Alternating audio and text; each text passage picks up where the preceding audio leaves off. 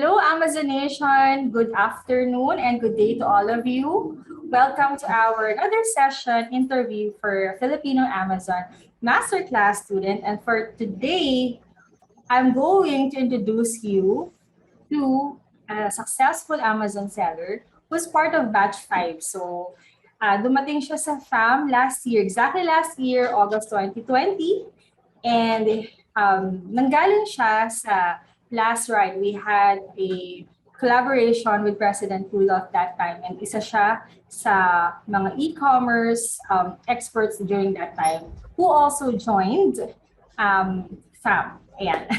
And by that time, he was already doing freelancing as an e-commerce VA.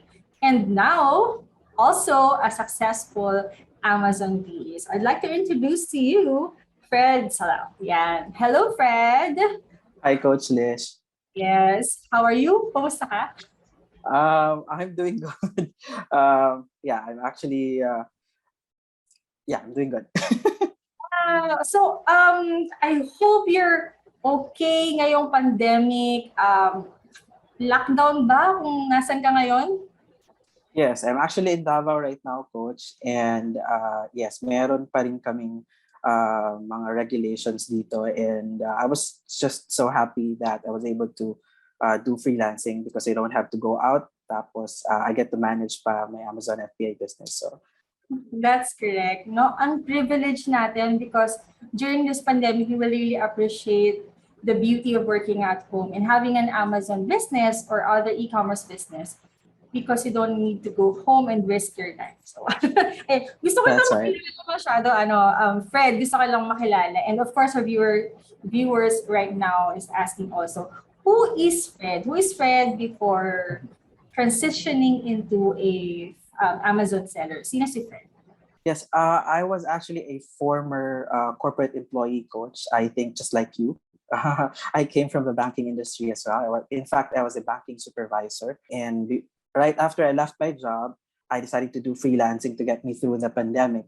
And that's how I was introduced to Coach Rudolph's Shopify or Last Ride International. And then we got to know about the Amazon FBA as well since it was bundled.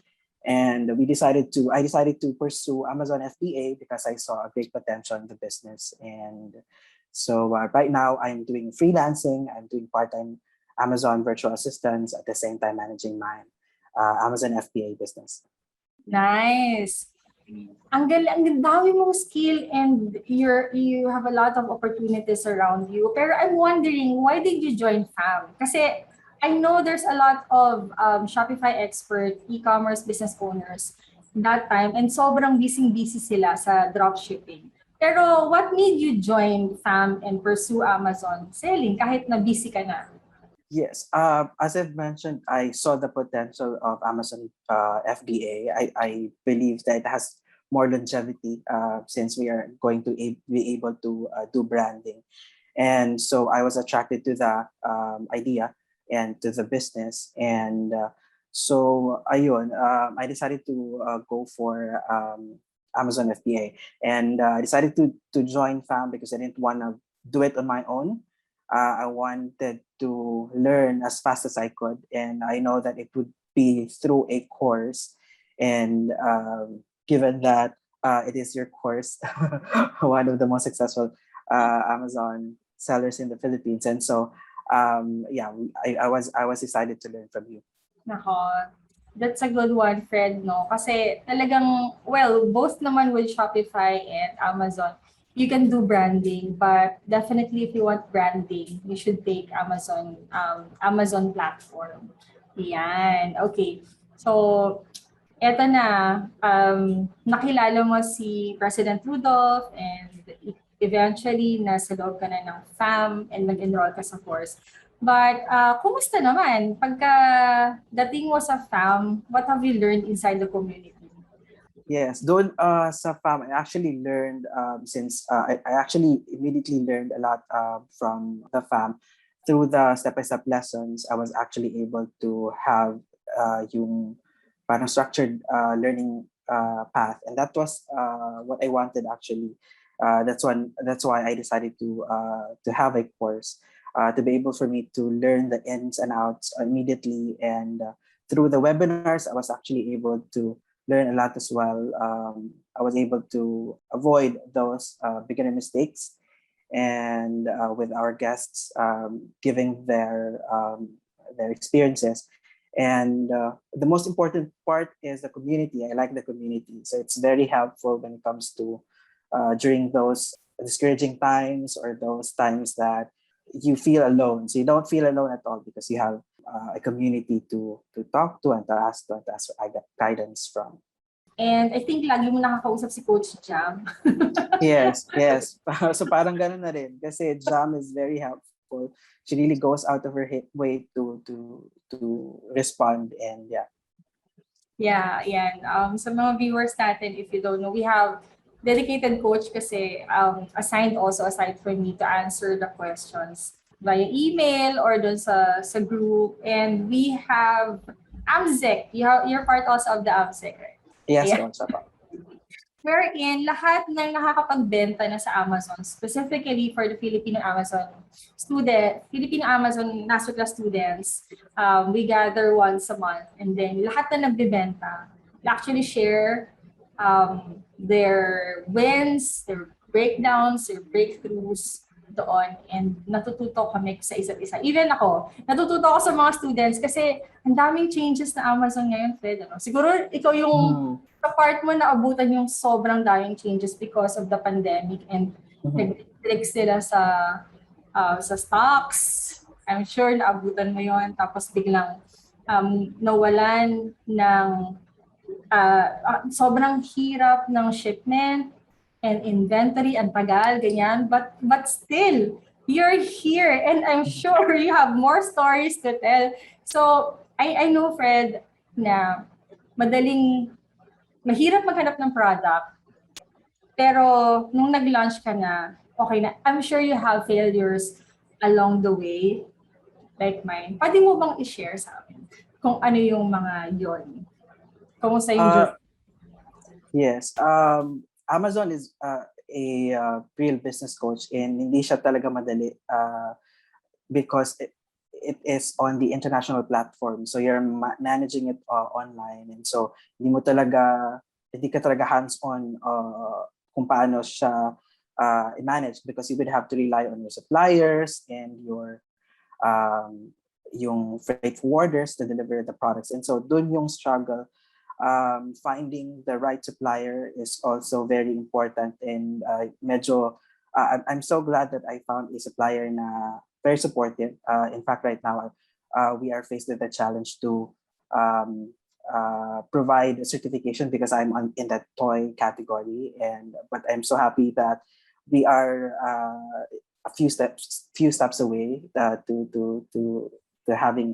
getting certified. And so yung mga struggles, yung mga failures, Coach, na I think hindi naman necessarily na-experience ko, because I was lucky enough na I got approved late. And so those who launched ahead of me, I got to learn from their mistakes, like the inventory, you have to have your inventory inspected para maiwasan yung mga negative reviews in the future if you're already yung negative feedback. And then yung pag-ship, kung paano pag negotiate with suppliers. And yun, I learned a lot during the first stage. Medyo smooth yung aking journey during that time, because I got to learn from those who from the fammates that actually launched ahead of me. Yeah. Oo, balita ko, ang dami nyo kasing nag-launch ng sabay-sabay. And yung iba, yung iba talaga dami nilang sinishare, no, na about their journey. And I'm glad, no, na natuto ka and in-apply mo yon. Nakinig ka sa iyong mga classmates. Ayan. So, thank you for sharing that smooth ride. Na-mention mo kanina, that part is smooth. And bakit meron bang ibang part of your journey na hindi naging smooth, specifically sa Amazon selling? Um, yes, meron naman coach. If I could remember, yung sa shipping, medyo I was actually my product was actually slowly getting popularity. So I decided na mag air shipment, and I think that was one of the good things that I did. Although I realized na mahal talaga yung air shipment. And you would have Yes. to take into consideration, yes, you have to take into consideration that the expenses for that. Ang ginawa ko kasi, I had a backup inventory because I wanted to make sure na if the product would sell good, given the competitor research that I did, I would not suffer from being out of stock. And so I had the backup inventory, probably around 300 units shipped via C, para meron yung parang interval, and then still I got out of stock. I was actually yes, during the first 2 weeks, the first initial inventory 200 units was Out of sold stock out, agad. out of Wow. stock agad. Good So problem to have. yes. Yeah, buti meron ka ng ano, you ordered ahead of time kahit na medyo matagal-tagal yung shipping. Alam naman natin pag si shipment talagang matagal. Hmm. Pero buti naman. So, ilang araw ka lang ng out of stock? Siguro mga 2 weeks, coach, because prior to that, tinanong ko na yung aking supplier about the lead time. And since yung product ko hindi naman siya ganun kamahal, I intentionally did that para because I know that the first product would be a learning experience. So I wanted to choose a product na hindi masyadong malaki yung investment. At the same time, I get to maximize the learnings, and hindi ako malulugi. And so ayun, I was fortunate enough na makapag-order ng more than 200 units kasi mura lang siya. And yun, I had it shipped at the same time. Nauna lang yung air shipment. Medyo natagalan pa rin because of the pandemic. But yung interval niya was 2 weeks from the 3PL service warehouse to Amazon. Ang galing! Alam niyo guys, ang daming good points na sinabi ni Fred and I'd like you to take note of it. Kasi based to sa experience niya and dahil yun yung na-experience niya, sinishare niya to sa inyo ngayon. Okay, una, sabi nga niya, kahit mura lang na item yung unang product nyo because at least pag halimbawa na, if you fail, at least hindi masakit sa bulsa. And if you get out of stock, meron ka pang second batch na kasya doon sa budget mo. Pangalawa, ang tip niya is also to restock agad para hindi ka mawalan, just in case, alright? And most importantly, ang pinakagusto kong narinig sa kanya is yung first batch of inventory niya, he considered as learning curve. So, binilisan niya yon ng pag-launch and doon, mas natuto siya. Yan, learn from experience. Ang galing, Fred. Actually, madalas sinasabi ko rin yan sa mga webinars ko, pero talagang hindi mo talaga siya matututunan hanggat hindi mo siya ma-experience. That's Kaya, right. yeah, good for you. So, ano na feeling nung biglang na-sold out at syempre, yung usually pag first sale mo, di ba, tatalon-talon ka pa yun para kakuha. Yes.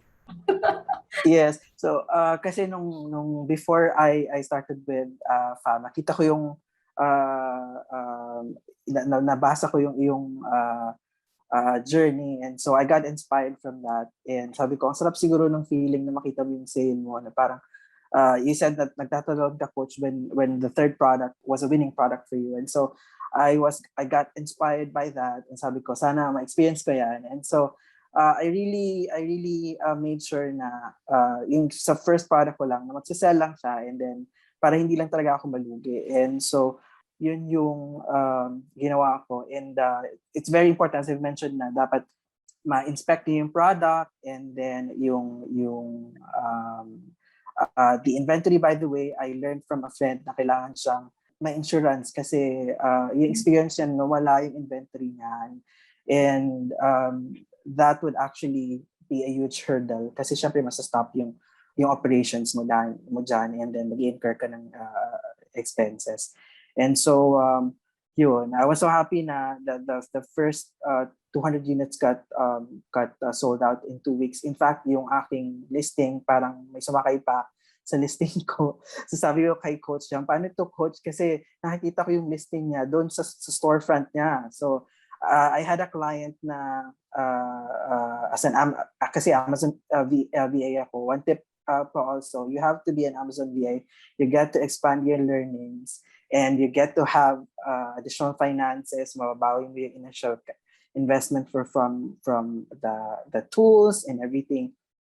So I learned kung paano siya yung I don't know if it was the term is hijacking. I was able to get rid of him in a matter of day after sending him a message. Wow, na-hijack ka pa nun? Pero 2 weeks, tapos na-sold out ka agad when you launch it? Yes, coach. Product mo, galing. Oo nga po. Oo nga po.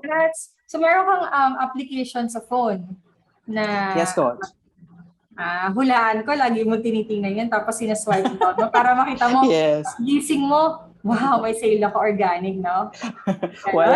Yes, well, I'm actually doing my freelancing job. Sometimes I would refresh it. But I get to learn na ngayon na wag munang tingnan para hindi ako masyadong ma-pressure, and then just to focus with with my work, yes. Yes. And then nakakatuwa naman kasi yun talaga eh. I mean, kasi 'di ba, umaga baliktad yung oras. So, gabi sa atin natutulog tayo, doon sila bumibili sa Amazon. And because we're using the FBA model, medyo automated na yung hindi naman medyo automated talaga yung process. So, pag tingin mo, oy, may bumili na. Okay, kaching-kaching, ganyan. So, yan. Thank you for sharing that, Fred. Alam ko marami ka nang sinabing mga naging problema mo, and you gave us a lot of tips already. But when you have different clients, no, iba't iba sila ng problema and you learn from it.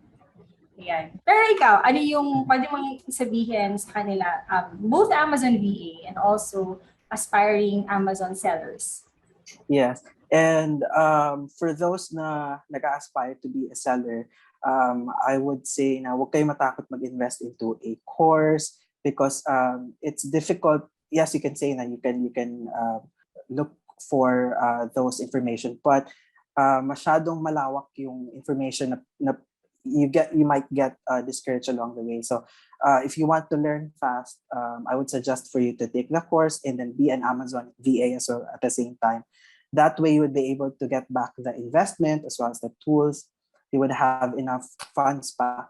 And as I've mentioned, the biggest win for that would be matututo ka talaga from your client's business, because each journey is different, each client is different. So from their experiences, you being the Amazon VA handling the problems, natitrain ka na that then at the same time. And that's how I am funding my business actually through Amazon VA as well, through freelancing. It helped me reached my first $20,000 from Upwork because I was able to find clients who agreed to pay me $10 to $12 per hour as an Amazon VA, apart from my other skill. And so that would be the fastest way and the best way to learn as well, to expand your horizon, basically learning the ropes in Amazon FBA.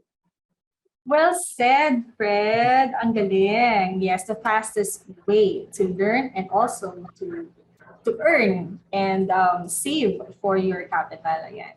Thank you so much for sharing that, Fred. I'm sure there's a lot of our viewers right now na nagtataka. If you may share, if okay lang naman, you're comfortable with it. If you may share your perhaps last 2 months or 30 days income or sales on Amazon. Pwede ba namin tanungin? Sure, Coach. Hindi kasi siya tuloy-tuloy. No? As I've mentioned, in Amazon FBA, it's a real business. So merong struggles along the way. And yung mga struggles dun is like yung certification that they would require. Sometimes they would actually require you to do things to be able for you to continue selling. And so I was faced with that problem as well for a month now. So for the entire duration, for 2 months that I have been selling, I was able to sell around $7,000. And I'm so happy that I'm just so happy that the product that I chose was selling, and I was able to learn at the same time. Yun talaga yung aking major takeaway for my first product. Kasi alam ko in the second product, alam ko na talaga yung gagawin, and I know that I could maximize the potential of the business now. If you would want to be selling in Amazon, guys, now is the perfect time. It is pandemic proof, as you would see. Yung business ni Coach Lish, sobrang nag-flourish. In fact, I think mas nagdoble pa yung kanyang sales during the pandemic time, right? And yeah, that's what I like about Amazon FBA. This is something that I would want to do forever. In fact, ayoko na bumalik sa corporate employment because of this. And and I'm so happy that I found Amazon FBA. And it's a good business to start with, Coach, compared to the traditional business kasi walang malaking monthly rent, hindi ka magre-renovate ng store. And yung potential niya kasi, yung reach mo is around millions, hundreds of millions of Americans compared to the traditional business na kumikita nga sila within a specific radius lang yung market nila. So how much more kung yung market mo nandun na sa Amazon, they are ready to pay, ready to buy. All you have to do is to get your products there and market it properly and manage it correctly, and you would be earning passively, semi-passively, basically. Yes, I like that word, semi-passive income. This is what I really like about Amazon business as well. We have a semi-passive income and of course, pandemic proof. So, bakit ba namin nasabing pandemic proof? Because there's a lot of business closed down during the pandemic. But as you can see, yung business namin ni Fred, tuloy-tuloy pa rin. And even sabi nga niya, flourished during the time of pandemic. Actually, Fred, ang daming golden nuggets ako natutunan sa'yo. And I'm very inspired kasi alam mo naman, for the first 2 years of my business, talagang I flunked for 2 times na sa product. Hindi ka lang 2 times eh. I mean, before getting the right product. Pero ikaw, para ka naka-jackpot. Ang galing. First 2 months, $7,000. And for sure, it's growing. Especially kung ma-manage mo palalo yung inventory mo. And na-mention mo kanina, you are also looking at 3PL ba or you already have 3PL? Or if you guys don't know what 3PL is all about, we're teaching inside the community to have a third-party logistics in the US. So siguro sa mga nanonood ngayon, medyo complicated yung ganitong process. But for those business owners talaga na titingnan nyo to as in a global sense, kaya madali lang naman siya, especially kung mapapractice mo talaga siya. So, ayan, Fred, thank you for inspiring us today. Thank you for sharing your wisdom, your experience, and I'm sure you're an inspiration to many. Yung story mo, yan yung gustong marinig ng iba because feeling nila nawawala na sila ng pag-asa, and some of them hindi pa nakaka-move from corporate, in the corporate world, gusto pa nila mag-transition to being a freelancer and eventually be an Amazon seller. And you prove to them na hindi lang ako, hindi lang yung iba, kung hindi ikaw din. And it's true, if we can do it, if Fred can do it, you can do it too, of course, di ba? So, ilang proof pa ba ang gusto niyo bago niyo subukan? Ayan. So, ayan. Thank you, Fred. Thank you so much, Fred, for this wonderful interview. And maraming salamat. Yun lang po. Thank you again, Amazon Nation family, to all our subscribers. And I hope you learned a lot from this video. Until our next interview. Bye-bye. Bye-bye.